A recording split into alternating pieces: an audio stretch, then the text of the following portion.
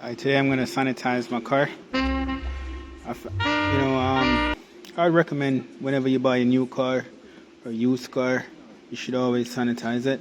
How do you do this now? First thing, wind up all your windows. All the windows wind up. Then all you do, all the storage space, open them up. Right, open up all the storage. Right.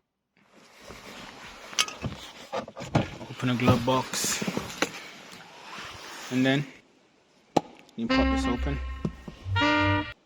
Right, what you're gonna do, you're gonna set this in the middle of the car, like in the back, and then you're gonna press this. But first, before you do this, you start your car. Take out gear, start your car. Right, and then what you're gonna do, you're gonna turn on your air condition. Right, you're gonna put it to the max. Okay, max. All the way to the max. Right, and then you're gonna press circulation. Right, and then you're gonna bring the temperature all the way down. We're just gonna there